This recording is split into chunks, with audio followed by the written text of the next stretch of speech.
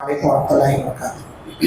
الحمد لله رب العالمين والصلاة والسلام على رسوله الأمين وعلى آله وصحبه أجمعين ومن تبعهم بإحسان إلى يوم الدين أما بعد.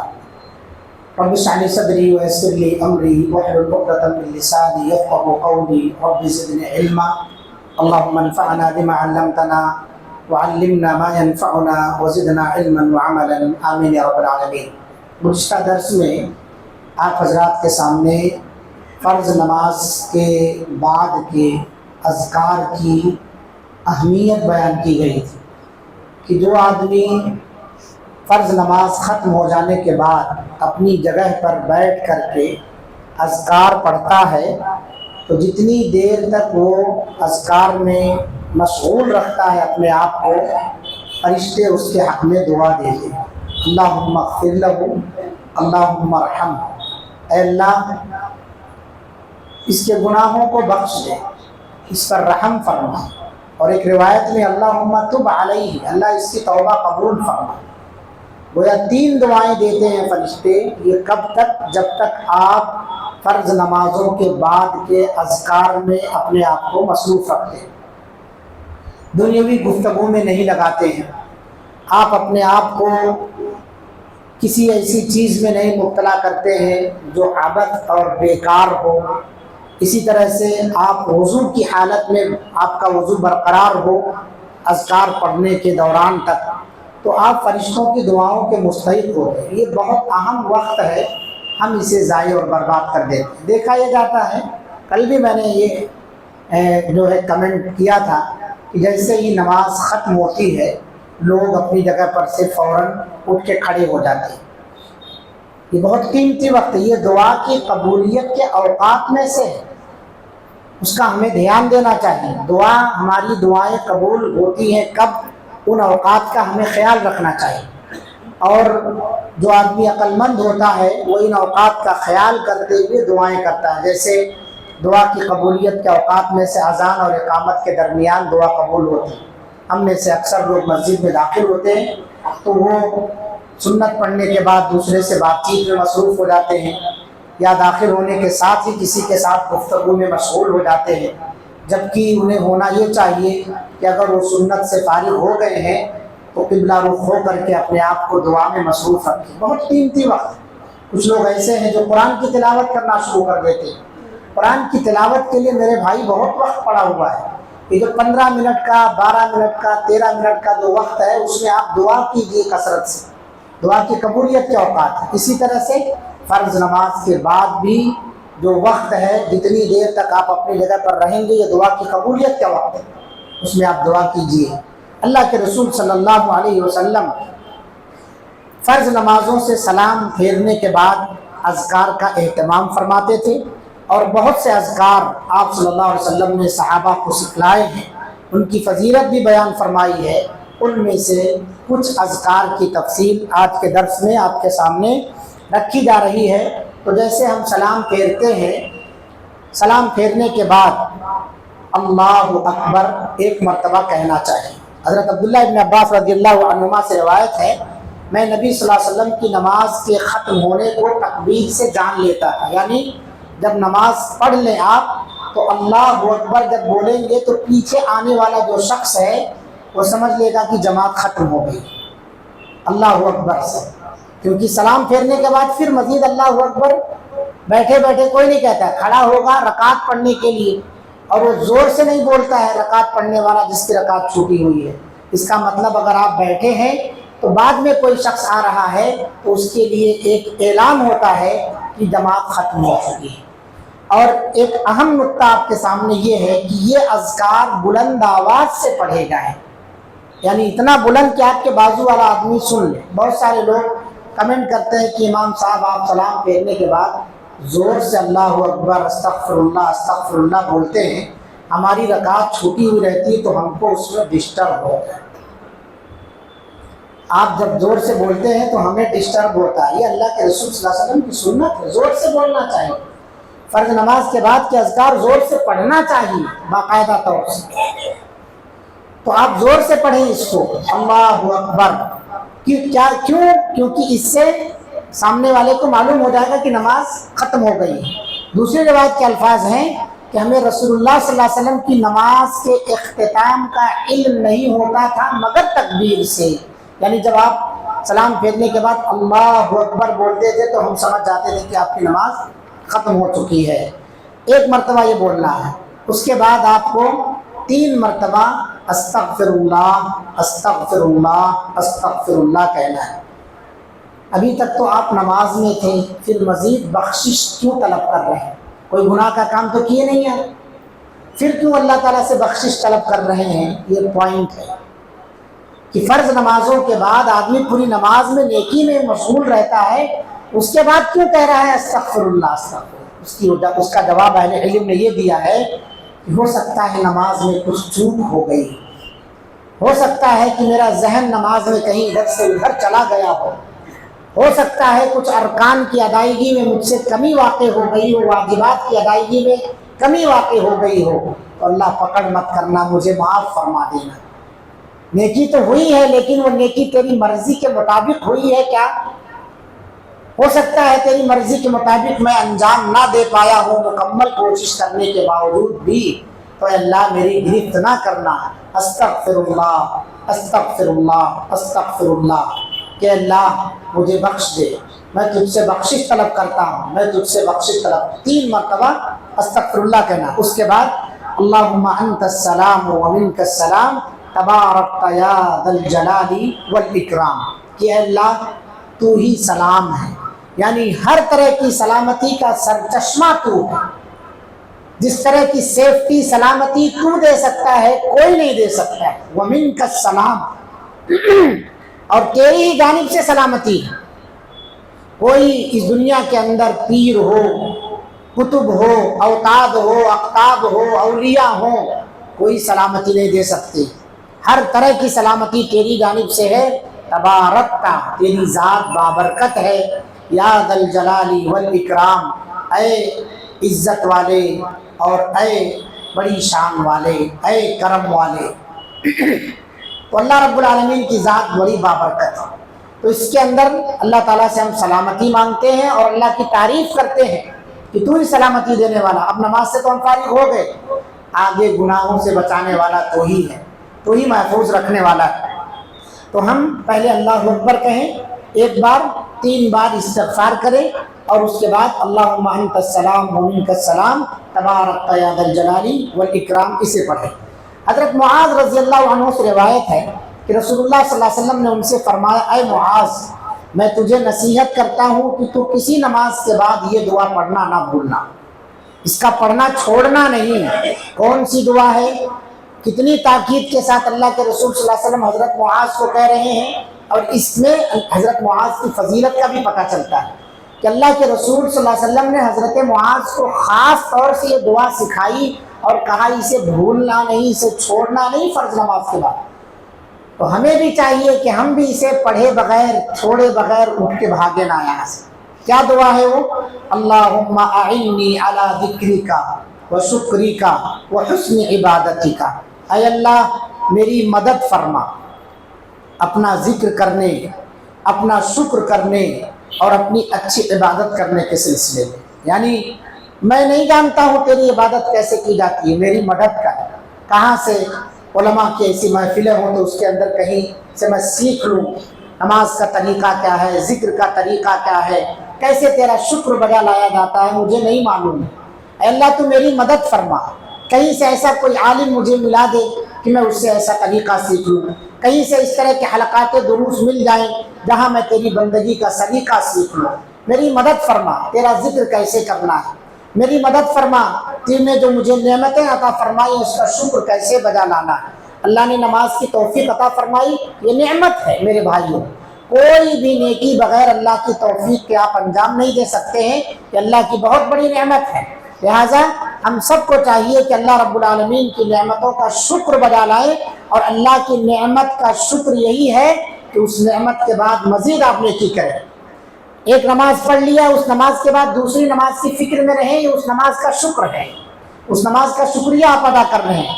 آپ نے عشاء پڑھ لی، فجر کے نماز کی فکر میں آپ سوئیں کہ مجھے فجر میں اٹھنا ہے، جلدی سونے کا اہتمام کریں، سونے کے اذکار وغیرہ پڑھ کر کے اچھی نیت کر کے الارم لگا کر کے سوئے کہ فجر کی جماعت اتنے بجے ہے، 15 منٹ 20 منٹ پہلے مجھے جاگنا ہے مسجد تک پہنچنے کے لیے، جماعت کو حاصل کرنے کے لیے۔ وہ حسن عبادتی کا، بہتر طریقے کی عبادت، اس پر میری مدد فرما۔ کیسے بہتر طریقے کی عبادت ہے؟ جو نبی نے فرمایا ہے، جو نبی نے طریقہ بتایا ہے۔ تو یہ دعا ہے، اس کے اندر کتنی چیزیں ہیں؟ 3 چیزیں۔ اے اللہ تو میری مدد فرما، کس پر؟ تیرا ذکر کرنے پر، تیرا شکر ادا کرنے پر، اور تیری اچھی بندگی کرنے پر۔ بندگی تو ہم سب کرتے ہیں، مگر وہ اچھی ہو پاتی ہے کہ نہیں؟ اے اللہ مجھے اس کی تعلیم عطا فرما، میری مدد فرما۔ اسی طرح سے حضرت مغیرہ بن شعبہ رضی اللہ عنہ سے روایت ہے، نبی صلی اللہ علیہ وسلم ہر فرض نماز کے بعد یہ دعا پڑھتے تھے، لا الہ الا اللہ وحدہ لا شریک لہ، لہ الملک ولہ الحمد وہو علی کل شیء قدیر، اللہم لا مانع لما اعطیت ولا معطی لما منعت ولا ينفع ذا الجد منک الجد۔ اللہ تعالیٰ کے سوا کوئی سچا معبود نہیں، وحدہ لا شریک لہ، وہ تنہا ہے، اس کا کوئی پارٹنر اور ساجی نہیں ہے، لہ الملک، اسی کے لیے بادشاہت ہے، وَلَهُ الْحَمْدُ، اسی کے لیے ہر طرح کی تعریف ہے، اور وہ ہر چیز پر قادر ہے، وَهُوَ عَلَى كُلِّ شَيْءٍ قَدِيرٌ۔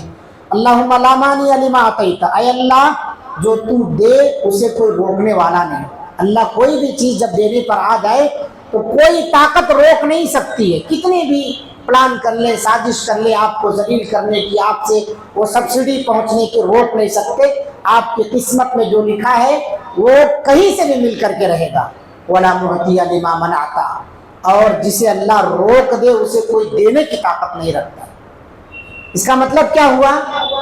اللہ ہی ہر چیز کا عطا کرنے والا ہے، وسیلہ ذریعہ کوئی بھی بن سکتا ہے، لیکن غیروں کے پاس جا کر کے، مردوں سے جا کے استغاثہ طلب کرنا، مدد طلب کرنا، استغاثہ کرنا، یہ ساری چیزیں کیا ہیں؟ اگر اللہ نہ چاہے تو آپ درگاہوں پر جا کر کے عرضیاں لٹکائیں، ماتھا رگڑے، دن رات چوکڑی مار کر کے آپ وہاں بیٹھے، اولاد نہیں مل سکتی۔ آپ کے حصے میں اللہ نے نوکری نہیں لکھی ہے تو نوکریاں نہیں مل سکتی ہیں۔ کتنی مرتبہ بھی آپ جا کر کے چادر گاگر چڑھا کر کے آئے۔ دینے والی ذات کون ہے؟ یہ عقیدہ رکھو۔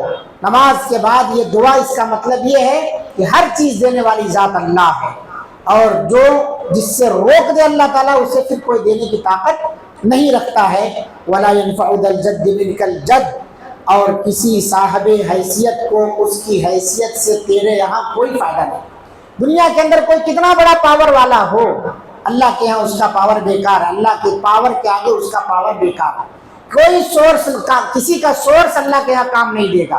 لوگ کہتے ہیں کہ ہم فلاں صاحب کے وسیلے سے دعا طلب کرتے ہیں، لوگ کہتے ہیں کہ ہم فلاں کا دامن پکڑ لیں گے، کوئی دامن کام آنے والا نہیں وہاں پر، کسی کا وسیلہ کام آنے والا نہیں ہے، الا یہ کہ اللہ اجازت دے دے۔ تو کسی صاحب حیثیت کی حیثیت اللہ کے ہاں فائدہ نہیں پہنچانے والی، اس لیے شرک سے بچو۔ تو یہ دعا اللہ کے رسول صلی اللہ علیہ وسلم ہر فرض نماز کے بعد پڑھا کرتے تھے، ہمیں بھی پڑھنا چاہیے۔ کتنے لوگوں کو یہ دعا یاد ہے؟ اس میں سب لوگوں کو یہ دعا یاد ہے؟ سب کو یاد ہے؟ الحمدللہ۔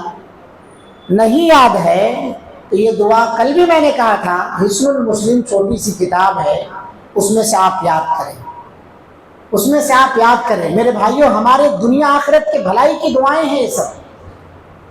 ہم مر جائیں ایسے ہی اور ہمیں نماز کے بعد کی، نماز کے اندر کی دعا یاد نہ رہے، اور ہم 5 وقتہ نماز پڑھتے ہیں یہاں پر، 5 وقتہ، مگر کیا ہے؟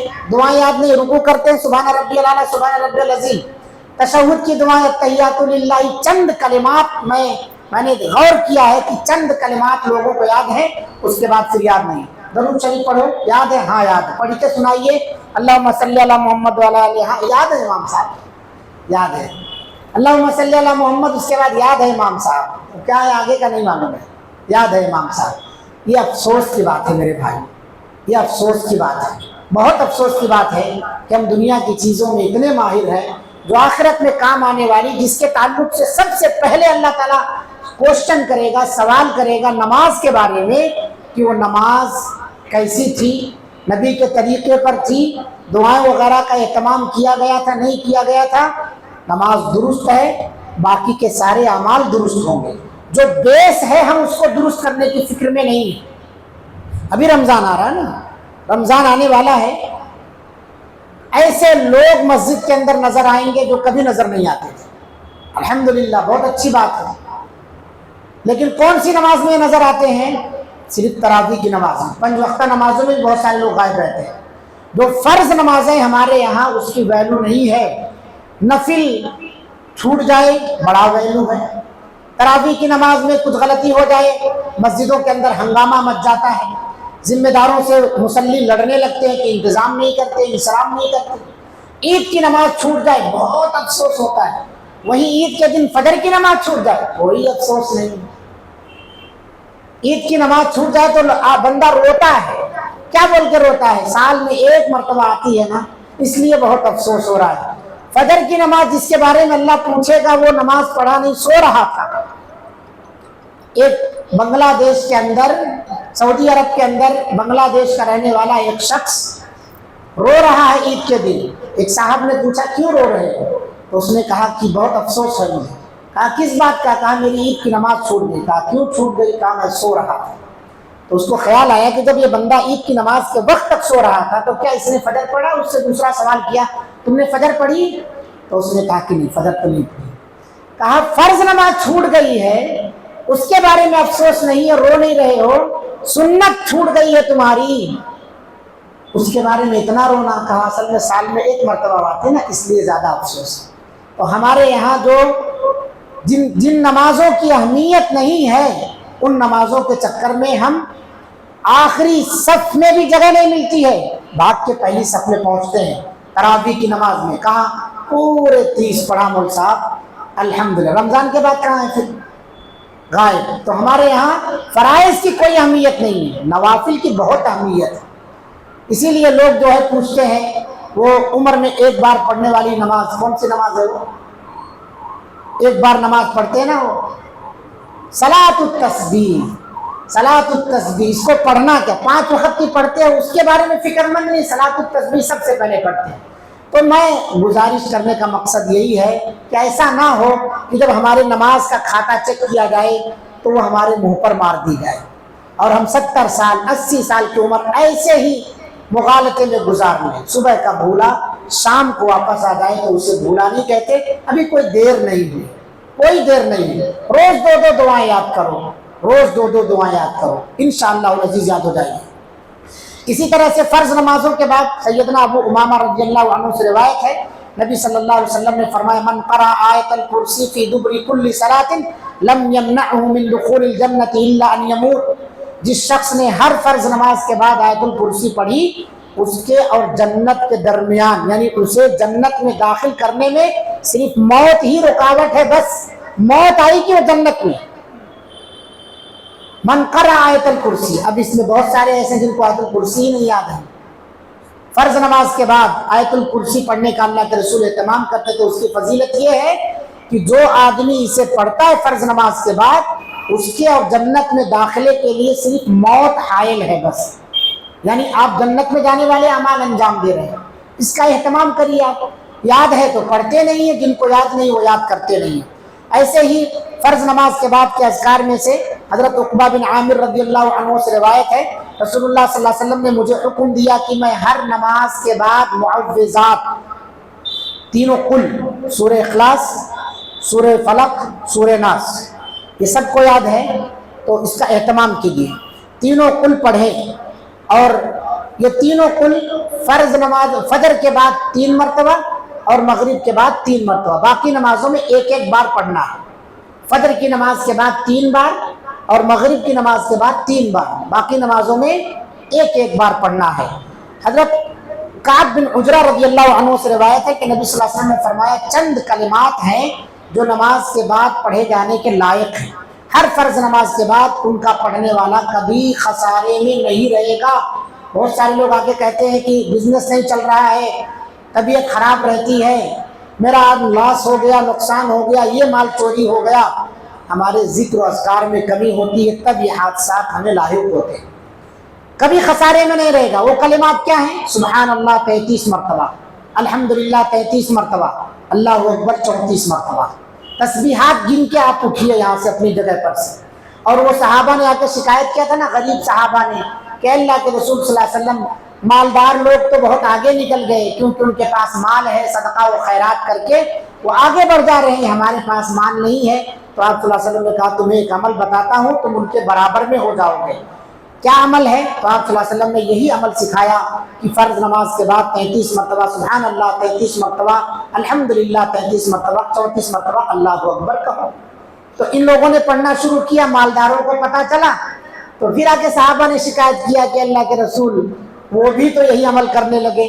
تو آپ صلی اللہ علیہ وسلم نے کہا دیکھو بھائی، روزی اللہ کی طرف سے ہے نا، تم اپنا کام کرتے جاؤ، اللہ تمہیں بھی کبھی غنی کر دے گا انشاءاللہ العزیز.